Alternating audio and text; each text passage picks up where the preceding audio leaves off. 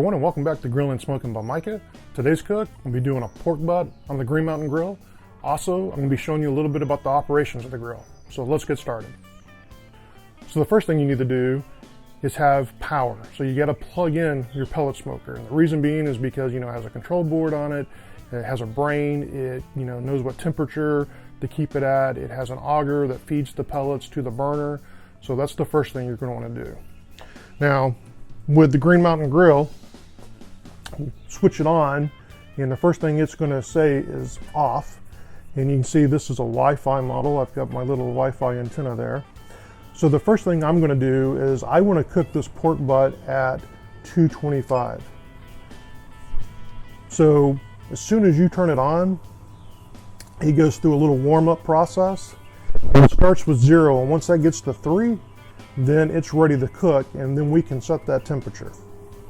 Okay, now that this has run through its cycle, it automatically sets itself for 150 degrees, and it is now climbing up there. I know it's kind of hard to see with that antenna in the way. It's currently at 78 degrees. So what I'm going to do is I'm going to set this for 225. Now it's going to take it, 10-15 minutes to get up there. So once I gets up to temperature, we'll bring you back out and we'll get the pork butt on. Okay, it's up to temperature at 225. I'm going to get the pork butt on. And what I did with this is I just put some mustard on it last night. Used some of that Woody's barbecue rub that you've seen me use in the past. I'll put a link down in the description to that video if you want to see that. And I just let it sit in the refrigerator overnight. So what I'm going to do is just get this put in,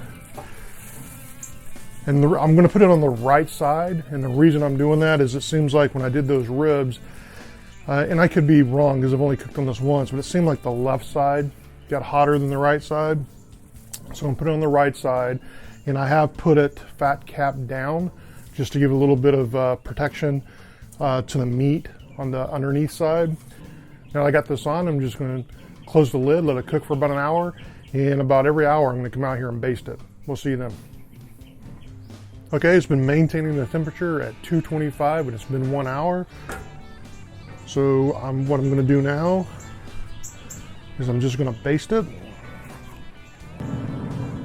So this is just a mixture of vinegar and apple juice and rub and some other stuff. I'll be sure and post the recipe for this down in the description. So what I'm going to do is just baste this. And yes, I know a spray bottle might be easier. I don't have a spray bottle. The bottle I did have, I guess the tubes weren't big enough for all the seasoning to go through and it clogged up. So this is what I'm left doing. So let me get this basted. We'll get the lid closed back up, let it go another hour, and we'll be back out here to baste it then. All right, everybody, we're on hour 6, and I've been coming out here once an hour and basting this. So I have changed to this mop just because it does a little bit better job of getting that on there than the other one I was using. So this is looking real good. We're at an internal temperature of about 130 now. So once I get this up to 160, what I'm going to do is I'm going to go and get that foiled, put it back in there, and then we're going to let that come up to about 200, 205, somewhere in there, and then we'll take it off, let it rest for a while, and get it pulled for some sandwiches. So I'll bring you back when it's time to foil it.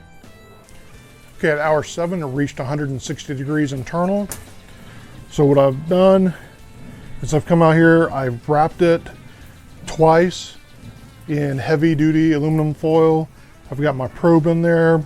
We're gonna go ahead and bump the temperature of the grill up to 275. We're gonna let this continue cooking until we reach an internal temperature of about anywhere between 195 and 205. So I'm thinking that might take another couple of hours.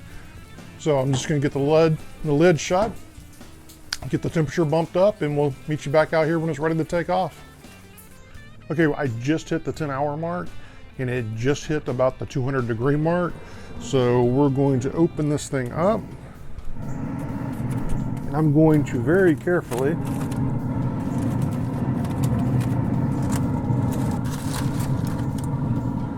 now I get it unwrapped. I'm going to put that in. I'm not sure you can see that. Hopefully you can. So that's reading about 193.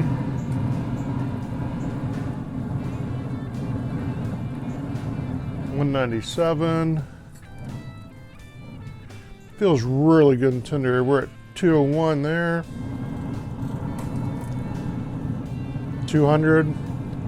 I'll say it's done. So what I'm going to do is get this wrapped back up, get it inside. We're going to let it rest for about an hour. Then we're going to tear into it. So I'll bring you back once I have it pulled. Okay, everyone, it took right at 10 hours to cook. I've got it pulled now. I got me some baked beans here. And what I'm going to do is just try some of this without any sauce or anything.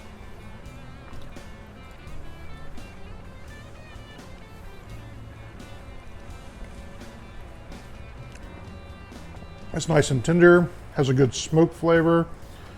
I don't know if, I don't know how good of a show that is on camera to show how tender that is, but it's really good. So we're gonna have ourselves some pulled pork, we're gonna have some sandwiches.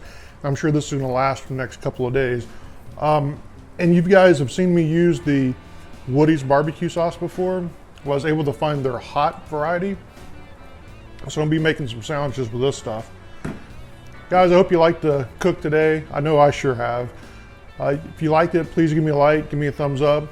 You can follow me on Facebook, Pinterest, Twitter, and G+, right here on YouTube. Until next time, we'll see you then.